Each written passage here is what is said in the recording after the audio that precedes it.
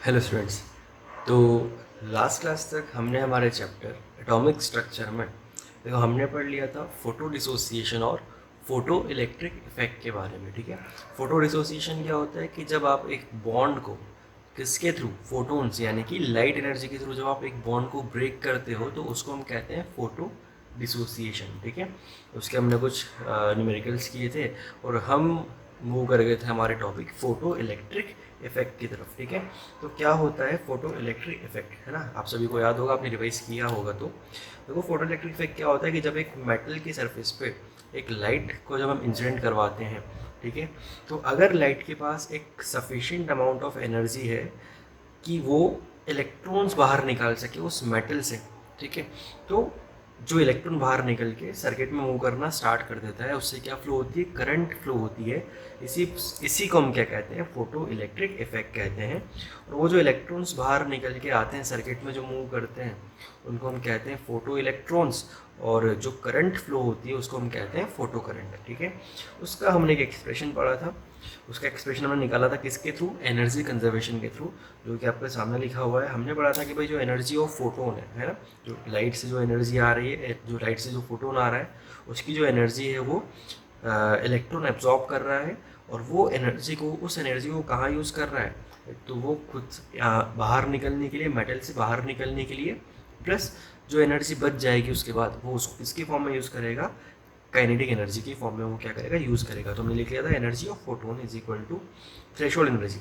Threshold energy क्या होती है, जितनी मिनिमम एनर्जी रिक्वायर्ड है इलेक्ट्रॉन बाहर निकालने के लिए, ठीक है, प्लस जो बची हुई है वो काइनेटिक एनर्जी की फॉर्म में कन्वर्ट हो जाती है। तो ये रहा अपना एक्सप्रेशन। ठीक है, तो हम कंटिन्यू करते हैं यहीं से। देखें, अब हम लिख रहे हैं इसके बाद इस इक्वेशन को। देखो ये इक्वेशन है, energy of photon is equal to threshold energy plus kinetic energy maximum. देखो इसको हम और भी फॉर्म में कन्वर्ट कर सकते हैं। थ्रेशोल्ड एनर्जी को हम फाई से भी बताते हैं, जिसको हमने वर्क फंक्शन बोला था।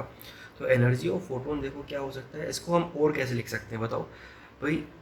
जो लाइट आ रही है उसी में फोटोन है, ठीक है, और लाइट की कुछ ना कुछ फ्रीक्वेंसी होगी या कुछ ना कुछ वेवलेंथ भी होगी। देखो मैं डायग्राम नहीं बना रहा हूँ वापस से, क्योंकि हमारे पास डायग्राम पहले से बना हुआ है।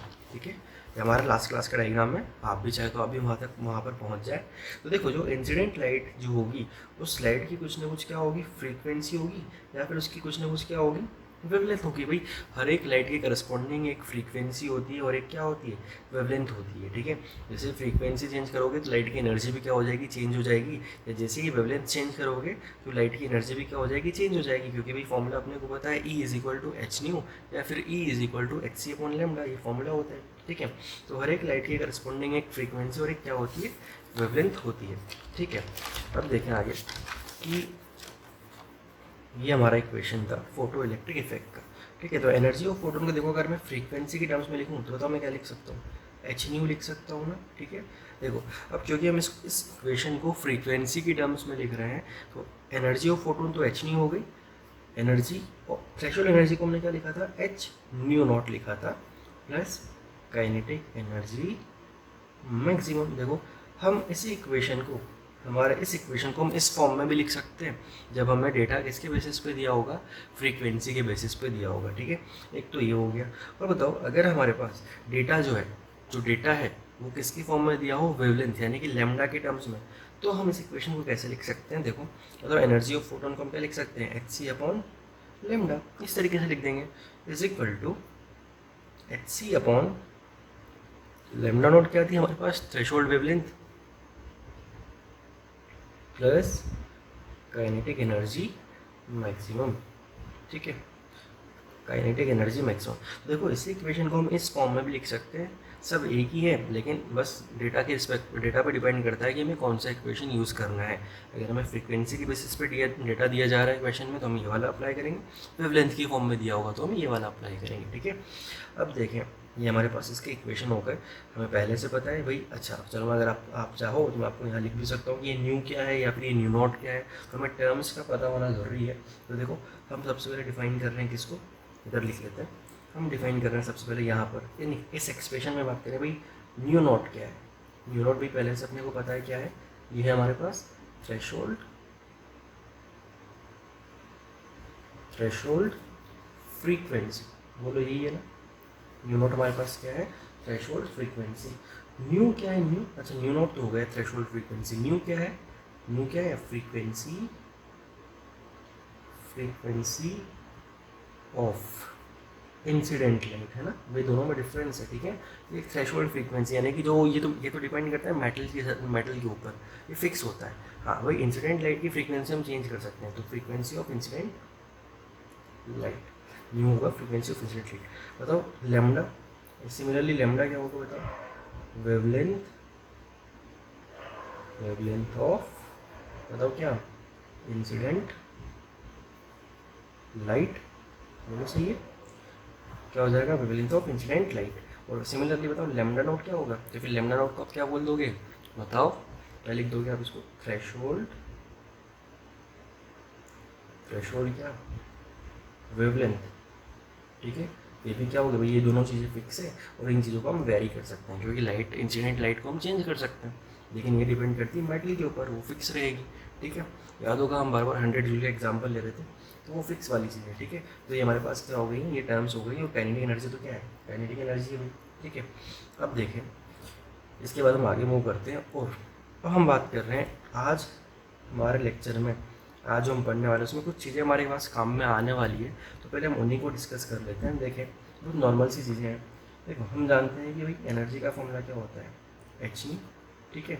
और एक फॉर्मूला क्या होता है लेमडा की फॉर्म में? एच सी अपॉन लेमडा। ये हमारे पास एनर्जी के फॉर्मूला होते हैं, ठीक है। अब देखें, आपको पता होगा कि भाई एच तो क्या होता है? कांस्टेंट होता है। सी स्पीड ऑफ लाइट है, तो हम बोल सकते हैं कि जो ई होगा एनर्जी, वो प्रोपोर्शनल होती है किसके? फ्रीक्वेंसी के। और यहाँ से हम बोल सकते हैं जो ई होगा वो इन्वर्सली प्रोपोर्शनल होगा किसके? लेमडा के, ठीक है। अब इन चीज़ों का मतलब मेरे ख्याल से आप सब जानते हैं, प्रोपोर्शनल और इन्वर्सली प्रोपोर्शनल का मतलब क्या होता है भाई? अगर energy is directly proportional to frequency, तो डायरेक्टली प्रोपोर्शनल का मतलब होता है कि अगर, जैसे कि यहाँ पर अगर फ्रीक्वेंसी को हम बढ़ाएंगे ना, तो एनर्जी भी क्या हो जाएगी? इंसिडेंट लाइट की बढ़ जाएगी। भाई बात समझना, अगर हम इंसिडेंट लाइट की फ्रीक्वेंसी बढ़ाते हैं तो उसकी एनर्जी भी बढ़ जाएगी, ठीक है। अगर हम इंसिडेंट लाइट की फ्रीक्वेंसी को कम करेंगे तो उसकी एनर्जी भी क्या हो जाएगी? कम हो जाएगी, लाइट की एनर्जी, ठीक है। इसका मतलब तो ये हो गया, ठीक। क्या?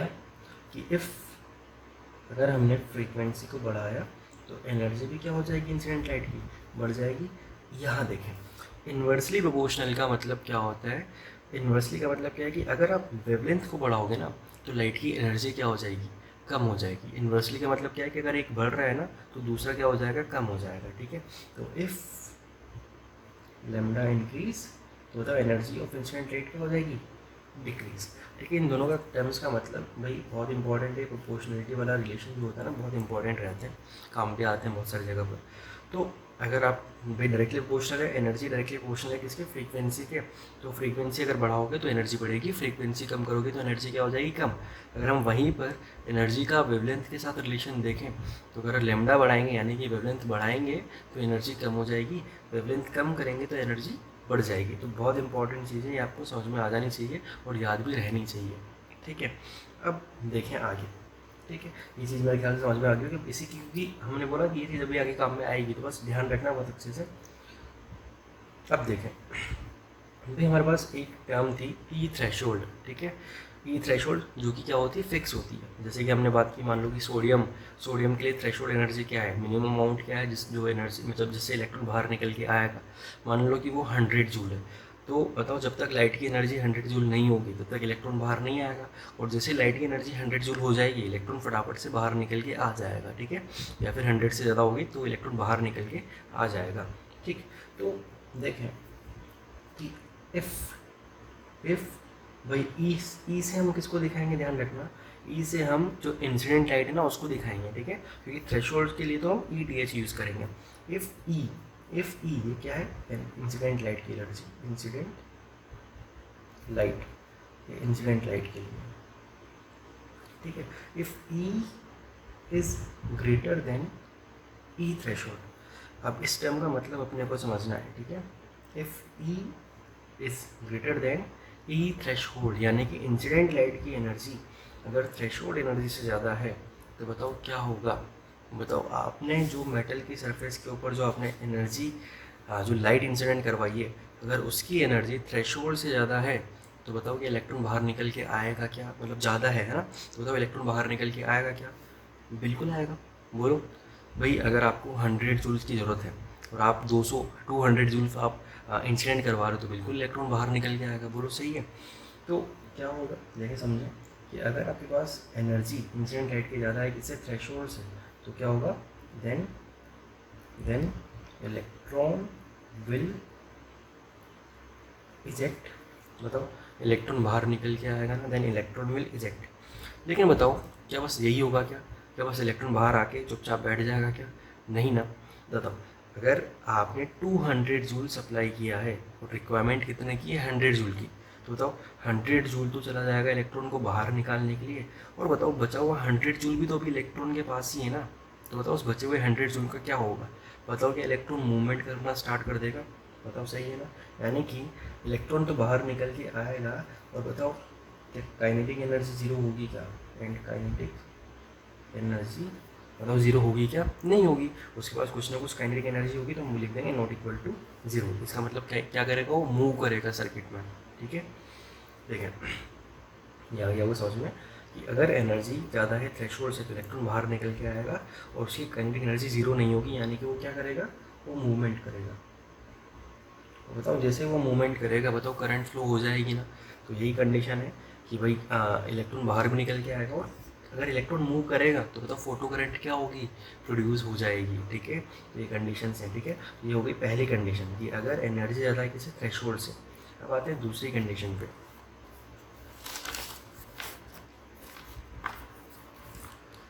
अब आते हैं दूसरी कंडीशन पे, तो समझे पहली कंडीशन तो मैं डिफाइन कर लिया। अब दूसरी कंडीशन क्या है, if E is equal to E threshold. बताओ अगर इंसिडेंट लाइट की एनर्जी अगर थ्रेशोल्ड के बराबर है तो बताओ इलेक्ट्रॉन बाहर निकल के आएगा क्या? आप इसका मतलब समझें। भाई रिक्वायरमेंट 100 जूल की है और आप दे भी कितना रहे हो, 100 जूल, तो बताओ इलेक्ट्रॉन बाहर निकल के आएगा या नहीं आएगा?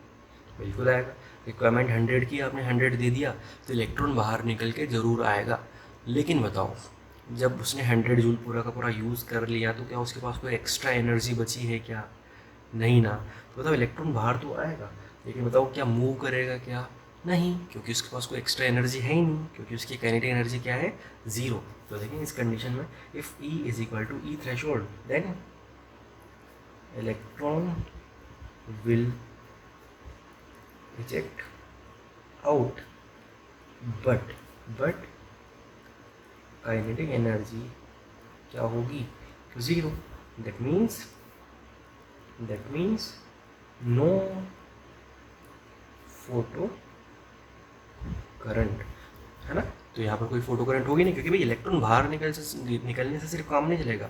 आप बहुत अच्छे से जानते हैं, आपने फिजिक्स में थोड़ा बहुत पढ़ाई है, जब इलेक्ट्रॉन मूव करता है तभी करंट क्या होती है, फ्लो होती है। तो भले इलेक्ट्रॉन बाहर आ गया, लेकिन उसका मूवमेंट करना जरूरी है सर्किट के अंदर। ठीक है, तो यहाँ क्या होगी, कोई फोटो करंट नहीं होगी। अच्छा, इससे पहले वाले में आप लिख सकते हैं, लिख लेना फोटो करंट अकर्स। ठीक है, इस तरीके से आप लिख सकते हैं। और जो थर्ड कंडीशन है, तो आपको पता है क्या है थर्ड कंडीशन, कि अगर इंसिडेंट लाइट की एनर्जी थ्रेशोल्ड से क्या है, कम है, तो बताओ क्या होगा, देन बताओ क्या होगा, then no electron will inject. खत्म। भाई अगर 100 जूल से कम दे रहे हो तो क्यों इलेक्ट्रॉन बाहर निकल के क्यों आएगा, नहीं आएगा। तो खत्म, कोई फोटो करंट नहीं होगी, इवन इलेक्ट्रॉन भी बाहर निकल के नहीं आएगा। ठीक है, तो बहुत एक सिंपल सी चीज़ है। तो ये हमने डिस्कस कर लिया। ठीक, अब हम मूव कर रहे हैं अपने अगले टॉपिक पे, मतलब फोटो इलेक्ट्रिक इफेक्ट के अंदर ही हम अगला टॉपिक हम पढ़ रहे हैं। देखो, इसको हमने डिफाइन तो पहले ही कर लिया था, लेकिन अब थोड़ा सा डिटेल में इसके बारे में डिस्कस करते हैं। तो अगला है थ्रेशोल्ड फ्रीक्वेंसी। थ्रेशोल्ड फ्रीक्वेंसी इसको हम दिखाते हैं किससे, न्यू नॉट से। ठीक है, तो ये जो टर्म है न्यू नॉट, है ना, ये एक फिक्स टर्म है, ये हर एक मेटल पे डिपेंड करता है, हर एक मेटल के लिए फिक्स होते हैं। ठीक, और मेटल टू मेटल अगर आप मेटल चेंज करोगे तो ऑफकोर्स न्यू नोट भी क्या हो जाएगा, चेंज हो जाएगा। अगर आप सोडियम की जगह पोटेशियम यूज़ करोगे तो ऑफकोर्स एनर्जी का जो मिनिमम, जो जितनी मिनिमम एनर्जी रिक्वायर्ड है उसकी वैल्यू भी क्या हो जाएगी, चेंज। ठीक है, तो खैर देखो आते हैं थ्रेशोल्ड फ्रीक्वेंसी पे, तो बताओ क्या होती है। हाँ, अब इसकी हम डेफिनेशन भी लिख रहे हैं, आप भी लिख लेना। Minimum frequency, minimum frequency below which photo electrons will not eject is known as वही थ्रेशोल्ड फ्रीक्वेंसी, ठीक है,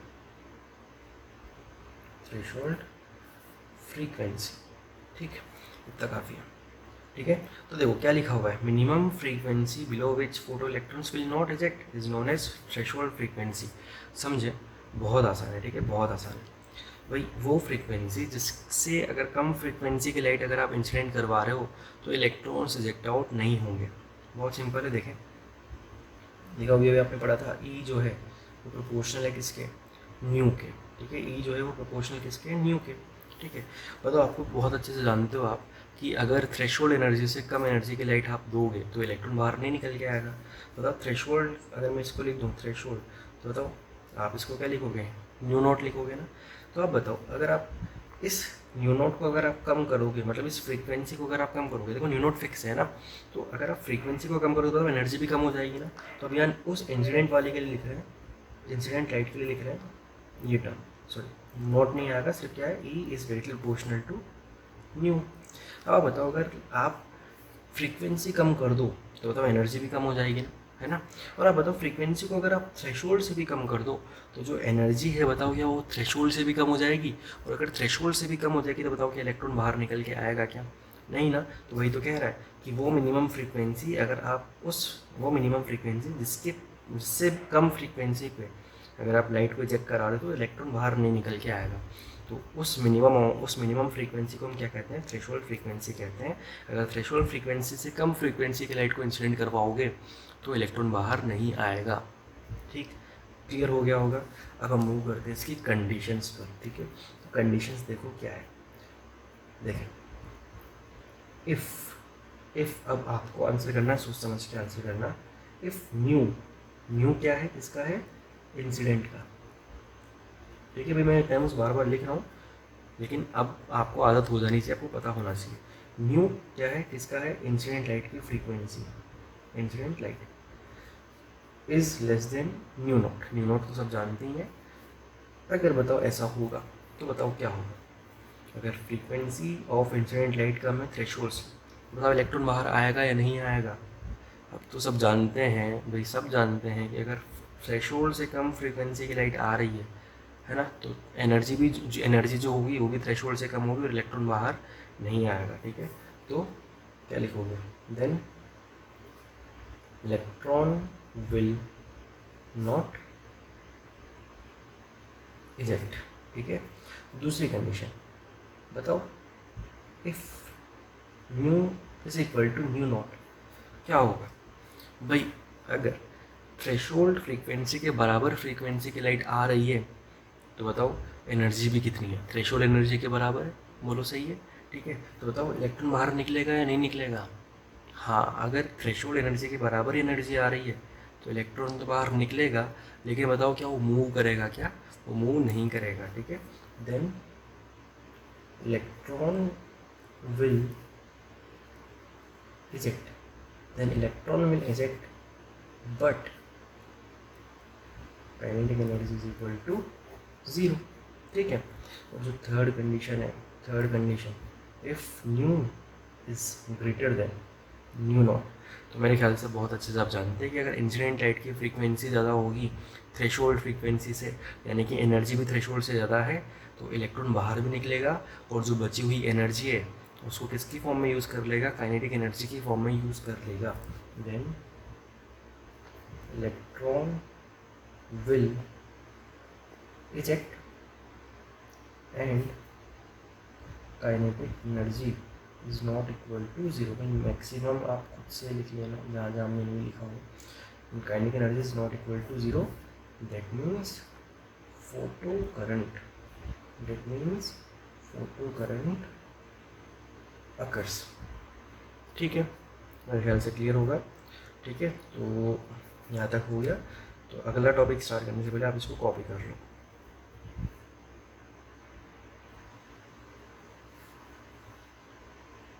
तो देखें, अब हम मूव करते हैं अपने अगले टॉपिक पर जो है थ्रेशोल्ड वेवलेंथ, थ्रेशोल्ड वेवलेंथ, जिसको हम दिखाते हैं लैम्डा नॉट से, ठीक है। थ्रेशोल्ड वेवलेंथ, अब देखें थ्रेशोल्ड वेवलेंथ क्या है भैया। आप अगर खुद से सोच सकें कि इसकी हम डेफिनेशन क्या लिखेंगे, जैसे हमने इसकी लिखी है, तो मैं आपको 10 सेकंड दे रहा हूँ, आप खुद से सोचें इसकी डेफिनेशन क्या होगी।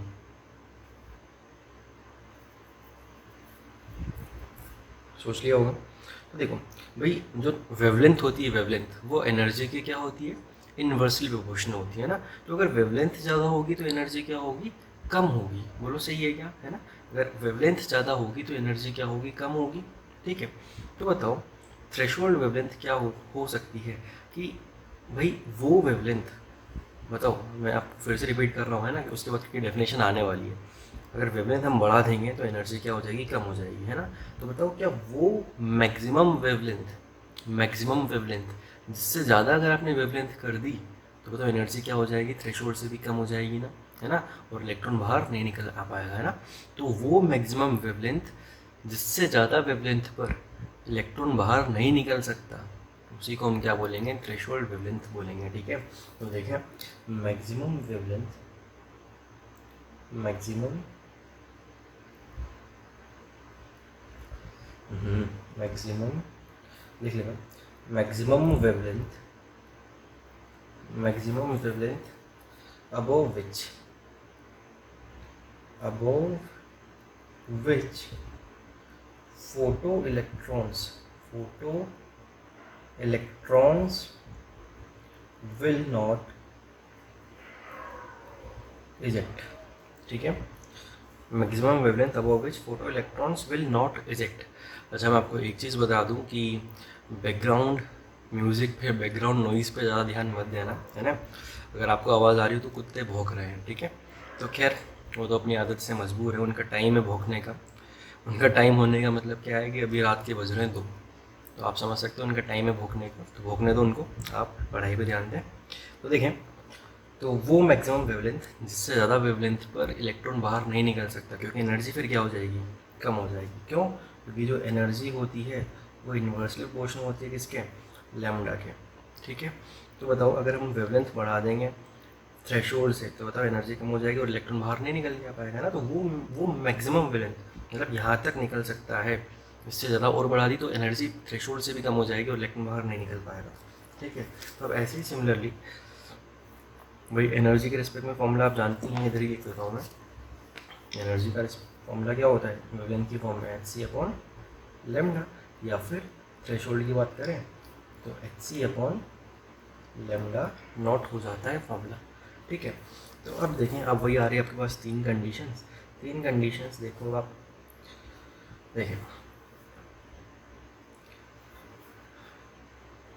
If lambda is greater than lambda not, lambda incident light का है, लैम्डा नॉट थ्रेशोल्ड है। बताओ अगर लैम्डा की वैल्यू लैम्डा नॉट से भी ज़्यादा होगी तो बताओ क्या हो जाएगा, सोच लिया। तो देखो अगर लैम्डा नॉट से भी ज़्यादा करते तो बताओ एनर्जी थ्रेशोल्ड से भी कम हो जाएगी ना, बोलो सही है, और इलेक्ट्रॉन बाहर नहीं निकल पाएगा, then electron will not eject, ठीक है। दूसरी condition, if lambda is equal to lambda naught, बता सकते हैं हम तो बराबर ही रहेगी, then electron will eject but kinetic energy is equal to 0। और थर्ड जो है, if lambda is less than lambda naught, अगर थ्रेशोल्ड से कम रही तो एनर्जी थ्रेशोल्ड से क्या होगी, ज़्यादा होगी। अगर लैम्डा की वैल्यू थ्रेशोल्ड वेवलेंथ से कम हुई, मतलब लैम्डा कम यानी कि एनर्जी ज़्यादा, तो एनर्जी थ्रेशोल्ड से ज़्यादा निकल जाएगी, then electron will eject and kinetic energy is not equal to 0, that means photo current, ठीक है। मेरे ख्याल से समझ में आ गया होगा। तो ये रहा अपना टॉपिक। अब बेसिकली हम स्टार्ट करेंगे कुछ न्यूमेरिकल्स के ऊपर, और थोड़े थोड़े छोटे छोटे से टॉपिक्स तो आते रहेंगे, ठीक है। तो उनसे पहले एक न्यूमेरिकल कर लेते हैं। तो देखिए न्यूमेरिकल, आपको बोला जा रहा है, क्वेश्चन है, find the maximum kinetic energy of ejected electron if a photon of 310 nanometer, if a photon of 310 nanometer strikes on sodium metal surface, sodium metal surface, और इस सोडियम मेटल सरफेस का आपको फाई दिया जा रहा है। कितना फाई समझ जाओ आप, क्या था फाई, था अपना क्या था भाई, थ्रेशोल्ड एनर्जी, वर्क फंक्शन जिसको हम कहते हैं, ये भी थ्रेशोल्ड एनर्जी है। तो दिया जा रहा है सोडियम मेटल का वर्क फंक्शन बोल लो या थ्रेशोल्ड एनर्जी बोल लो, तो मैंने बोला था इंपॉर्टेंट है, फाई याद रखना चाहिए, ठीक है।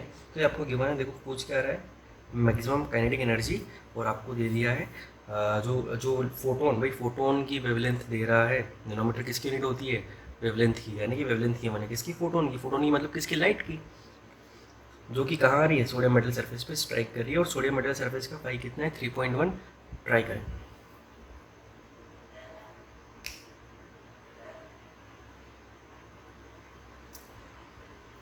कर लिया होगा,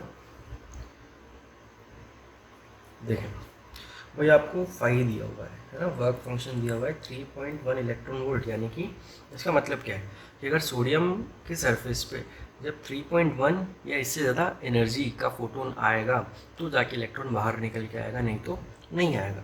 अब देखो हमारे पास जो लाइट आ रही है उसकी वेवलेंथ कितनी है, 310 नैनोमीटर। तो हम पहले तो जो इंसिडेंट लाइट की एनर्जी निकाल लेते हैं ना, ये भाई ये देखा जाए तो ये ई थ्रेशोल्ड ही है, ठीक है। तो आप बताओ, अगर जब आप इंसिडेंट लाइट की एनर्जी निकाल लोगे, थ्रेशोल्ड पता है तो काइनेटिक एनर्जी भी आ जाएगी, ठीक है। तो देखिए कैसे करना है भाई, ई ऑफ फोटोन, जिसको हम नॉर्मली ई से भी बोलते हैं, वही है E of photon is equal to, बताओ क्या होता है, एच सी अपॉन, तो ये वाला फॉर्मूला यूज़ करूँगा मैं, तो एच सी अपॉन लेमडा वाला, तभी तो मुझे एनर्जी मिलेगी, क्योंकि वेवलेंथ के वन है, तो मैं लेमडा वाला फॉर्मूला यूज़ करूँगा। अब नैनोमीटर में तो मैं पहले देखो क्या करूँगा, देखो मुझे इलेक्ट्रॉन वोल्ट में फाइंड करना है, मेरे पास वैल्यू होती है एच सी की 1240 electron volt nanometre upon lambda कितना 310 नैनोमीटर। देखो ये लगभग आ जाएगा कितना आपके पास, 4 इलेक्ट्रॉन वोल्ट, एग्जैक्ट कितना आएगा 4 इलेक्ट्रॉन वोल्ट, यानी कि जो फोटोन आने वाला, जो फोटोन स्ट्राइक करने वाला है उसकी एनर्जी कितनी, 4 इलेक्ट्रॉन वोल्ट। और बताओ चाहिए कितनी, 3.1, तो आप समझ सकते हैं आराम से निकलेगा इलेक्ट्रॉन। तो वो जो इलेक्ट्रॉन निकलेगा उसकी काइनेटिक एनर्जी क्या होगी, तो लगा दे फॉर्मूला अपना, energy of photon is equal to, E threshold की जगह मैं 5 लिख सकता हूँ, प्लस काइनेटिक एनर्जी मैक्सिमम, बताओ ये कितना है, ये है 4 इलेक्ट्रॉन वोल्ट, ठीक है। ये कितना है, ये वन है 3.1 electron volt plus kinetic energy maximum, तो ये आ जाएगा आपके पास 4 माइनस 3.1 कितना, 0.9 इलेक्ट्रॉन वोल्ट, और ये रहा आपका आंसर, ठीक है। देखो आसान सा क्वेश्चन है, इसी टाइप के क्वेश्चंस होंगे, थोड़ा सा बस घुमा फिरा के देगा, थोड़ा सा दिमाग तो लगाना पड़ेगा, वही दिमाग तो लगाना ही पड़ेगा, सिंपल सी बात है। तो एक छोटा सा क्वेश्चन है, और भी 1-2 क्वेश्चंस करेंगे, उससे पहले एक छोटा सा टॉपिक और कवर कर लेते हैं, तब तक आप इसको कॉपी करो, ठीक है। अब आते हैं, देखो मैं अपने छोटे से टॉपिक पर, जो है इंटेंसिटी,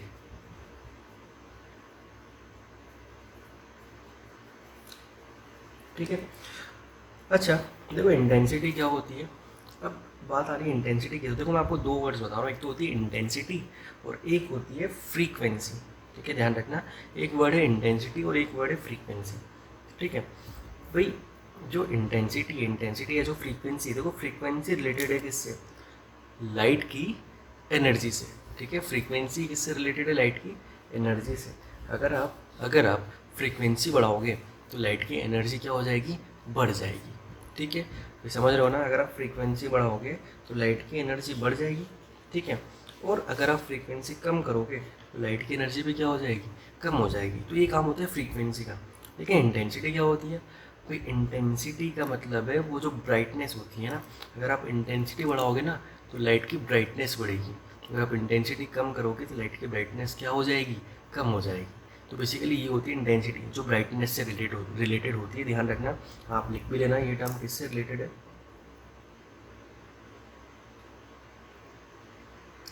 ब्राइटनेस से, ठीक है।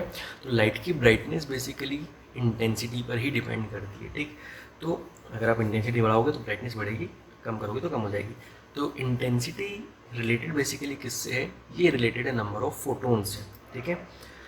वही समझें, अगर लाइट के अंदर अगर आप इंटेंसिटी बढ़ा रहे हो लाइट की तो नंबर ऑफ फोटोन्स ज़्यादा आएंगे, ठीक है। ध्यान रखना, नंबर ऑफ फोटोन्स ज़्यादा आएंगे, फोटोन की एनर्जी नहीं चेंज होगी, फोटोन की एनर्जी तो वही रहेगी, लेकिन अगर आप इंटेंसिटी की बढ़ा दोगे लाइट की तो फोटोन्स, नंबर ऑफ फोटोन्स बढ़ जाएंगे लाइट के अंदर, ठीक है। और अगर आप फ्रीक्वेंसी बढ़ाते हो लाइट की तो नंबर ऑफ फोटोन्स में कोई फ़र्क नहीं पड़ता, नंबर ऑफ फोटोन्स वही रहते हैं, बस फोटोन्स की एनर्जी बढ़ जाती है, ठीक है। तो दोनों टर्म्स अलग अलग है। तो इंटेंसिटी अगर हम बढ़ाते हैं तो नंबर ऑफ फोटोन्स बढ़ते हैं। तो देखो कैसे पता चलेगा, है ना, ये सब चीज़ें आने वाली। देखिए पहले तो हम इसकी डेफिनेशन लिखते हैं। It is defined as energy of incident photon या incident photons per unit time per unit area. देखो मेरी राइटिंग बहुत बढ़िया है, तो इसमें लिखने के साथ में मैं बोल भी रहा हूँ जिससे आपको समझ में आ जाए। It is defined as energy of incident photons per unit time per unit area, ठीक है। तो आप इंटेंसिटी का फॉर्मूला कैसे बना सकते हो, energy of photons per unit time per unit area, तो यानी एरिया और टाइम से क्या करना है, डिवाइड। तो देखो इसका फॉर्मूला, भाई एन फोटोन्स हो सकते हैं एच सी अपॉन लेमडा, अगर लेमडा की टर्म्स में बात करें अपॉन ए इंटू टी, ठीक है। अब देखो इस टर्म को मैं थोड़ा सा सेपरेट कर रहा हूँ। देखो मैं क्या कर रहा हूँ, एन जो कि नंबर ऑफ फोटोन्स हैं और टाइम, इसको मैं अलग कर रहा हूँ, ठीक है। और क्या क्या रह गया, H C upon lambda into A, ठीक है। इस टर्म्स को मैंने सेपरेट कर दिया है। अब देखें एन जो है वो नंबर ऑफ फोटोन है, टी जो है वो टाइम है, एच और सी तो फिक्स होते हैं। भाई जो लाइट आ रही है, अब अगर हम इंटेंसिटी की बात कर रहे हैं तो बताओ कोई फ्रीक्वेंसी और वेवलेंथ में तो कोई चेंज होगा नहीं, तो वेवलेंथ फिक्स है। और जो मेटल, एक बार अगर हमने इलेक्ट्रोड लगा लिया तो बताओ क्या होगा, भाई हम उसका एरिया थोड़ी चेंज करेंगे एक बार लगने के बाद, ठीक है। तो ये टर्म हो गया। अब इसको देखें, भाई ये कांस्टेंट है, तो बताओ, अब बताओ अगर ये n क्या है, नंबर ऑफ फोटोन्स, t क्या है, टाइम, तो इसका आप क्या बोल सकते हो, number of photons per unit time, ठीक है।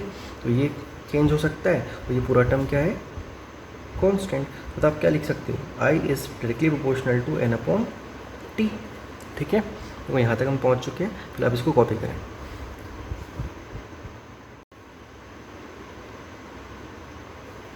लिख लिया होगा।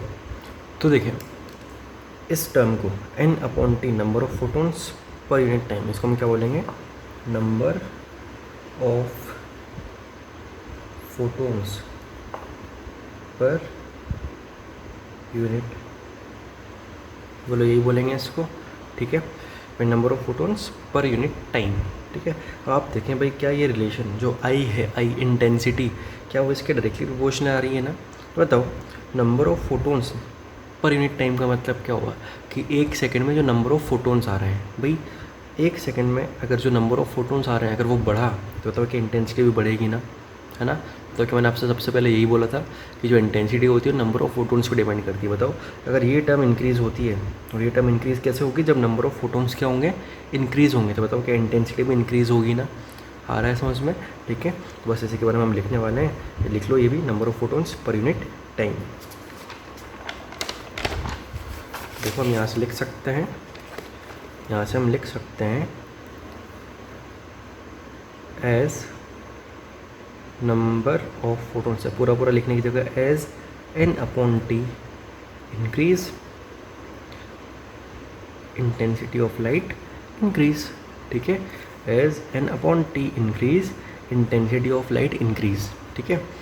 अब भाई आप समझना एक बहुत इंपॉर्टेंट चीज़ जो अभी तक हमने एक भी बार नहीं बोली है, वो क्या है भाई, जितने फोटोन्स स्ट्राइक करते हैं ना उतने इलेक्ट्रॉन्स निकलते हैं। एक चीज़ समझना भाई, अगर एक फोटोन गिर रहा है सफिशिएंट एनर्जी का तो एक इलेक्ट्रॉन बाहर निकल के आएगा। अगर 100 फोटोन्स गिर रहे हैं तो 100 इलेक्ट्रॉन्स बाहर निकल के आएंगे, है ना। तो मतलब जितने फोटोन्स होते हैं उतने इलेक्ट्रॉन्स होते हैं। अब आप बताओ, अगर नंबर ऑफ़ फोटोन्स इंक्रीज़ हो रहे हैं, इंटेंसिटी इंक्रीज़ हो रही है, लेकिन बताओ साथ ही साथ क्या बताओ, फोटो इलेक्ट्रॉन्स भी इंक्रीज़ होंगे ना। फोटो इलेक्ट्रॉन्स भी क्या होंगे, इंक्रीज़, क्योंकि फोटोन्स इंक्रीज़ हो रहे हैं तो फोटो इलेक्ट्रॉन्स भी क्या होंगे, इंक्रीज़। और बताओ फोटो इलेक्ट्रॉन्स अगर इंक्रीज़ हो रहे हैं भाई, भागने वाले इलेक्ट्रॉन्स अगर इंक्रीज़ हो रहे हैं तो बताओ साथ साथ क्या इंक्रीज़ होगा, फोटो करंट, करंट को हम बताते हैं आई से, बताओ वो भी क्या होगी, इंक्रीज़ होगी, ठीक है। तो ये एक इम्पॉर्टेंट चीज़ है इंटेंसिटी के रेस्पेक्ट में हमारे फोटो इलेक्ट्रिक इफेक्ट के अंदर, ठीक है, कि अगर एन अपॉन टी बढ़ेगा तो इंटेंसिटी बढ़ेगी, ठीक है, इंटेंसिटी बढ़ेगी, चलो ठीक है। लेकिन अगर एन अपॉन टी यानी कि नंबर ऑफ़ फोटोन्स बढ़ रहे हैं, ध्यान रखना इसमें क्वेश्चंस भी हैं, एक फोटोन यानी कि एक इलेक्ट्रॉन बाहर निकल के आएगा, ठीक है। तो कभी कभी क्वेश्चंस पूछ भी लेता है कि बताओ कितने इलेक्ट्रॉन्स निकल के आ रहे हैं, तो वहाँ पर आपको इलेक्ट्रॉन्स निकालने हैं, मतलब इलेक्ट्रॉन्स बताने हैं, इसका मतलब आपको वहाँ क्या बताना, फोटोन्स ही बताने हैं, ठीक है। तो खैर, अगर नंबर ऑफ़ फोटोन्स बढ़ रहे हैं तो फोटो इलेक्ट्रॉन्स भी बढ़ेंगे, और अगर ज़्यादा इलेक्ट्रॉन्स बाहर निकल रहे हैं तो फोटो करंट की वैल्यू भी क्या हो जाएगी, इंक्रीज़ हो जाएगी, ठीक। तो फोटो करंट क्या हो जाएगी, इंक्रीज़ हो जाएगी, ठीक है। तो मेरे ख्याल से डिफरेंस समझ में आ गया होगा, डिफरेंस समझ में आ गया। तो इसको कॉपी करें और हम थोड़ा सा कंपेयर कर लेते हैं फ्रीक्वेंसी को और इंटेंसिटी को, ठीक है। तो इसको लिख लें पहले, फिर हम कंपेयर करते हैं फ्रीक्वेंसी और इंटेंसिटी को, ठीक। तो देखें, फिर हम कंपेयर कर रहे हैं तो इंटेंसिटी, ठीक है, और इंटेंसिटी क्या, आई, एक टेबल की फॉर्म में कन्वर्ट मतलब डिस्कस कर लेते हैं इसको, ठीक है। एक है इंटेंसिटी और दूसरी टर्म है एक फ्रीक्वेंसी, न्यू, ठीक है। कंपेयर किस किस को करने जा रहे हैं यहाँ पर हम, एक तो एन अपॉन टी को और दूसरा काइनेटिक एनर्जी को, ठीक है। समझें, धीरे धीरे अभी आप देखें समझ में आ जाएगा, बहुत आसान है। बताओ, अगर आपने इंटेंसिटी को क्या किया, इंक्रीज़, देखो आपको दिख रहा होगा, आप थोड़ा स्पेस देकर बनाना, अगर आपने इंटेंसिटी को इंक्रीज़ किया तो बताओ क्या एन अपॉन टी इंक्रीज़ होगा। इंटेंसिटी इंक्रीज़ होने का मतलब ये क्या है कि नंबर ऑफ़ फोटोन्स ज़्यादा आ रहे हैं, बताओ एन अपॉन टी इंक्रीज़ होगा। लेकिन बताओ क्या काइनेटिक एनर्जी पे कोई फ़र्क पड़ेगा क्या, जो इलेक्ट्रॉन बाहर निकल के आएगा क्या उसकी काइनेटिक एनर्जी पे कोई फ़र्क पड़ेगा, नहीं पड़ेगा। क्यों, क्योंकि भाई इंटेंसिटी बढ़ने से सिर्फ नंबर ऑफ़ फोटोन्स बढ़ते हैं, फोटोन्स की एनर्जी चेंज नहीं होती है। अगर पहले 10 फोटोन आ रहे थे 2 इलेक्ट्रॉन वोल्ट एनर्जी के, तो इंटेंसिटी अगर आपने बढ़ाई तो मान लो कि 15 फोटोन्स आ रहे हैं, लेकिन वो भी कितने इलेक्ट्रॉन वोल्ट कितने एनर्जी के होंगे, वो भी 2 इलेक्ट्रॉन वोल्ट के ही होंगे। तो बताओ जितनी एनर्जी इलेक्ट्रॉन को बाहर निकालने के लिए चाहिए, उसके अलावा जो भी बची एनर्जी काइनेटिक एनर्जी वो तो सेम ही रहेगी ना, क्योंकि एनर्जी में कोई चेंज नहीं आ रहा, तो इसमें कोई चेंज नहीं होगा, यानी कि नो चेंज, ठीक है। और उसी की जगह बताओ अगर आप फ्रीक्वेंसी बढ़ा दो, फ्रीक्वेंसी अगर आप बढ़ा दो, बताओ फ्रीक्वेंसी बढ़ाओगे तो फ्रीक्वेंसी रिलेटेड है किससे, एनर्जी से, क्या बताओ उसका नंबर से रिलेशन है क्या, नहीं ना। तो अगर आप फ्रीक्वेंसी बढ़ा रहे हो तो नंबर ऑफ़ फोटोन्स पे कोई फ़र्क नहीं पड़ेगा, जितने आ रहे थे उतने ही आएंगे। लेकिन बताओ फ्रीक्वेंसी बढ़ाने से एनर्जी क्या हो जाएगी, इंक्रीज़, तो एनर्जी इंक्रीज़ हो गई, अब थ्रेशोल्ड तो फिक्स है, तो जो बची हुई जो इंक्रीज्ड एनर्जी है वो किसकी फॉर्म में चली जाएगी, काइनेटिक एनर्जी की फॉर्म में। तो तब ये काइनेटिक एनर्जी भी क्या हो जाएगी, इंक्रीज़, क्योंकि जो भी ज़्यादा एनर्जी की लाइट आपने इंसिडेंट करवाई है, तो जो बची हुई एनर्जी वो भी ज़्यादा होगी, तो वो किसकी फॉर्म में जाएगी, काइनेटिक एनर्जी की फॉर्म में ही जाएगी, ठीक है। तो एक इम्पॉर्टेंट टेबल है, ध्यान रखें, बहुत आसान है, समझने की कोशिश करना, रिवाइज़ करना, ठीक है। अब हम कुछ न्यूमेरिकल्स कर लेते हैं फ़ोटो इलेक्ट्रिक इफेक्ट के। तो लिखें क्वेश्चन, थोड़ा सा क्वेश्चन का लेवल बढ़ा रहा हूँ। तो when the surface when the surface of metal when the surface of metal is exposed when the surface of metal is exposed to a radiation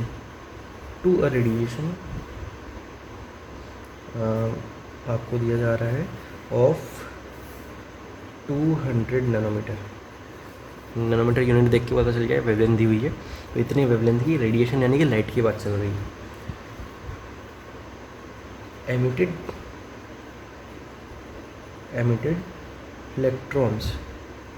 emitted electrons हैं, ऐसे ही emitted electrons have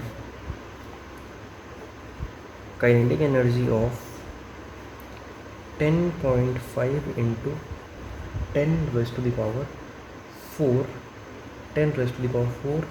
joule per mole. 10.5 into 10 raised to the power 4 joule per mole, ठीक है, full stop. Find the energy required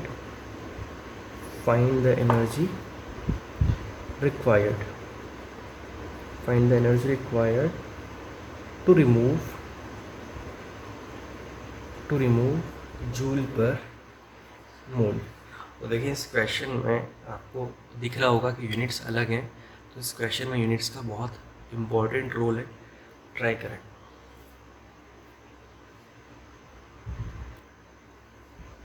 तो देखिए solve कर लिया होगा आपने। अब जैसे मैंने आपको कहा था कि इस क्वेश्चन में यूनिट्स का एक बहुत इंपॉर्टेंट रोल है, तो देखिए कैसे सॉल्यूशन देखें इसका। भाई समझ में आ रहा होगा कि आपके पास कितने रेडिएशन की लाइट आ रही है, 200 नैनोमीटर की वेवलेंथ दी हुई है आपको, कितनी जो इंसिडेंट लाइट है उसकी 200 नैनोमीटर। मतलब इस वेवलेंथ की करस्पॉन्डिंग फोटोन की एनर्जी क्या हो जाएगी, मतलब एनर्जी का फॉर्मूला hc/λ, ठीक है। तो यहाँ हो जाएगा hc क्या होता है नैनोमीटर में 1240 इलेक्ट्रॉन वोल्ट नैनोमीटर अपॉन, देखो ये ध्यान रखना मैं हर बार देखो यूनिट्स के साथ लिखता हूँ वैल्यूज़ को, क्योंकि अगर कुछ भी गड़बड़ हुई तो पूरे मार्क्स खत्म हो जाएंगे आपके। ये हो गया, ठीक है। अब देखें ये हो गया किसमें, नैनोमीटर में। तो यहाँ से आप इसको सॉल्व करेंगे तो बताओ एनर्जी ऑफ फोटोन आपके पास किस में आ जाएगी, मतलब क्या आ जाएगी 6.2 इलेक्ट्रॉन वोल्ट आपके पास क्या आ रही है एनर्जी ऑफ फोटोन, ठीक है। और आप क्वेश्चन को आगे बढ़ें, देखो ये तो रेडिएशन दिया था, एमिटेड इलेक्ट्रॉन है काइनेटिक एनर्जी, बताओ उस इलेक्ट्रॉन जो एमिट हो रहा है उसकी काइनेटिक एनर्जी कितनी है 10.5 into 10 raised to the power 4 joule per mole. देखो पर मोल तो हटाओ, पहले जूल को देखो, बताओ ये यूनिट ये वैल्यू दी जा रही है किसके अंदर, जूल के अंदर, यानी कि ये इसको भी मतलब हमें वैल्यूज़ को जो हमारे पास वैल्यूज़ है उसको भी हमें किस में कन्वर्ट करना पड़ेगा, जूल्स में। फिर पर मोल क्या है, तो पर मोल को देखते हैं आगे। तो देखो आपके पास जो काइनेटिक एनर्जी है वो है 10.5 into 10 raised to the power 4 joule per mole. वही हमारे पास जो रिलेशन वो क्या है, अच्छा पूछ क्या रहा है, देखो आपसे find the energy required to remove, मतलब वो आपसे थ्रेशोल्ड पूछ रहा है, 5 पूछ रहा है, ठीक है। देखो आपके पास इक्वेशन क्या है, E of photon is equal to 5 plus kinetic energy maximum. भाई क्वेश्चन देखने में तो बहुत आसान है ना, भाई क्या करना है, एनर्जी ऑफ फोटोन पता है, काइनेटिक एनर्जी पता है, तो 5 तो आ ही जाना है ना, लेकिन उतना आसान नहीं है क्योंकि यूनिट्स का डिफरेंस है। तो देखें अब इस टर्म को हम सॉल्व करते हैं आगे, ठीक है, इस एनर्जी ऑफ फोटोन को, क्योंकि भाई काइनेटिक एनर्जी जूल पर मोल में है तो हमें इसको भी जूल पर मोल के अंदर लाना पड़ेगा। तो देखें एनर्जी कितनी है 6.2। अब पहले तो जूल पर मोल से पहले तो हम इसको जूल में लेके आते हैं, मतलब इलेक्ट्रॉन वोल्ट को जूल में कन्वर्ट करने के लिए 1.6 इंटू 10⁻19 जूल मोल हो गया जूल में कन्वर्ट, लेकिन जूल पर मोल भी लाना है। अब आप समझे पर मोल, भाई पर मोल यानी कि 1 मोल की बात चल रही है, ठीक है। बताओ 1 मोल में कितने इलेक्ट्रॉन्स होंगे, मतलब कितने पार्टिकल्स होते हैं, Na एवोगैड्रो नंबर 6.022 इंटू 10⁻23, या सिर्फ बोल सकते हो 6 इंटू 10⁻23, ठीक है। तो 1 मोल में कितने पार्टिकल्स होते हैं Na पार्टिकल्स, ठीक है। तो यहाँ अगर पर मोल की बात कर रहा है यानी कि वो पर मोल फोटॉन्स की बात कर रहा है, या पर मोल जितने फोटॉन्स उतने इलेक्ट्रॉन्स बाहर निकल के आएंगे। तो अगर भाई ये एक फोटोन के रिस्पेक्ट में फॉर्मूला था, तो ये एक फोटोन की बात चल रही थी, एक फोटोन की एनर्जी की बात चल रही थी। तो बताओ अगर आप पर मोल लगा दो यानी कि आप एक मोल फोटोन की बात कर रहे हो, तो बताओ एक मोल फोटोन की एनर्जी क्या होगी। E is equal to 6.2 into 1.6 into 10⁻19, यहाँ तक तो पहले ही था, इंटू, क्योंकि आपको पर मोल यानी कि आप एक मोल के लिए डिफाइन करने जा रहे हो तो आपको मल्टीप्लाई करना होगा एवोगैड्रो नंबर से, यानी कि 6 इंटू 10⁻23 जूल आ गया पर मोल, क्योंकि आपने एक मोल के लिए डिफाइन कर दिया। और एक मोल में पार्टिकल्स कितने होते हैं, Na पार्टिकल्स, ठीक है। तो जब आप इसको सॉल्व करेंगे इस वैल्यू को, तो देखो ये आपके पास वैल्यू आएगी 59.5 माइनस 19 प्लस का 23 इंटू 10⁻4 जूल पर मोल। ये पास एनर्जी आ गई है पर मोल, एक मोल के हिसाब से, है ना। ये जो एनर्जी थी ये एक फोटोन की थी, और ये एनर्जी है एक मोल फोटोन्स की जूल्स के अंदर, और एक मोल यानी कि पर मोल, ठीक है। करना क्या है, इसको यहाँ पुट करना है इक्वेशन के अंदर। तो देखें फाइनली आपके पास जो आपका आंसर है वो क्या होगा। देखें एनर्जी ऑफ फोटोन आपके पास है 59.5 into 10⁻4 joule per mole is equal to, ये निकालना है, प्लस काइनेटिक एनर्जी कितनी है 10.5 इंटू 10⁻4, ठीक है। ये भी किस में आ गया है, जूल पर मोल में। देखो ये जूल पर मोल में, तो इसको भी हमें जूल पर मोल में रखना था, इसलिए इसको हमने कन्वर्ट किया है। तो देखो 5 आ जाएगा, इसको मैं उस तरफ भेज दूँ, तो हो जाएगा 49.5 इंटू 10⁻4 जूल पर मोल, और ये रहा आपका आंसर, ठीक है। तो कॉपी कर लें, इस तरफ का भी आप पोज करके कॉपी कर लें, इसको कॉपी करें और फिर इसको कॉपी कर लें, ठीक है। और अब आ रहा है आपका homework question. Calculate the number of ejected photoelectrons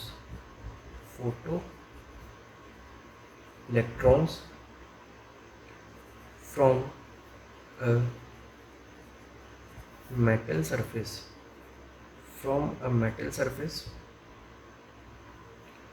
if a radiation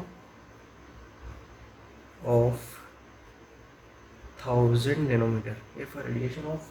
nanometer strike on it, ठीक है। और आपको 5 गिवन है 1.75 इलेक्ट्रॉन वोल्ट, ठीक है। ये आपको गिवन है, जो भी मेटल सरफेस है उसका 5 गिवन है। पूछ रहा है calculate the number of ejected photo electrons from a metal surface if radiation of 1000 nanometer strike on it. ये आपका होमवर्क है, आप इसको ट्राई करें। तो आज हम हमारे लेक्चर में यहीं तक रख रहे हैं। तो देखो आज हमने क्या पढ़ लिया, आज हमने कंप्लीट कर लिया है। बेसिकली एक छोटा सा टॉपिक और बचा है इसके अंदर। तो आज हमने फोटो इलेक्ट्रिक इफेक्ट को थोड़ा सा डिटेल में डिस्कस किया, कुछ न्यूमेरिकल्स किए, ठीक है। इंटेंसिटी के बारे में पढ़ा, ठीक है। और कि मतलब वो डेटा के बारे में पढ़ा कि अगर जो फ्रीक्वेंसी है अगर वो थ्रेशोल्ड से ज़्यादा होगी तो क्या होगा, थ्रेशोल्ड से कम होगी तो क्या होगा, बराबर होगी तो क्या होगा, ठीक है। इंटेंसिटी क्या होती है, energy of photons per unit time per unit area, जो नंबर ऑफ फोटोन्स पर डिपेंड करती है, ठीक है। और जो इंपॉर्टेंट चीज़ है कि जो इंटेंसिटी होती है वो नंबर ऑफ फोटोन्स बढ़ाने पर बढ़ती है। बेसिकली इंटेंसिटी को आप ब्राइटनेस से रिलेट कर सकते हो। तो अगर इंटेंसिटी कैसे बढ़ेगी, जब आप नंबर ऑफ फोटोन्स बढ़ा दोगे तो इंटेंसिटी बढ़ेगी। या आप ऐसे ही बोल सकते हो कि इंटेंसिटी बढ़ाने से नंबर ऑफ फोटोन्स बढ़ते हैं, एनर्जी चेंज नहीं होती है, ठीक है। और अगर वहीं फ्रीक्वेंसी चेंज करोगे, फ्रीक्वेंसी बढ़ाओगे तो एनर्जी बढ़ेगी, नंबर ऑफ फोटोन्स चेंज नहीं होंगे, ठीक है। और कुछ हमने कर लिए न्यूमेरिकल्स, तो आप इसको ट्राई करें। इस क्वेश्चन को अच्छा क्वेश्चन है। हम मिलते हैं नेक्स्ट क्लास और यहाँ से आगे कंटिन्यू करते हैं।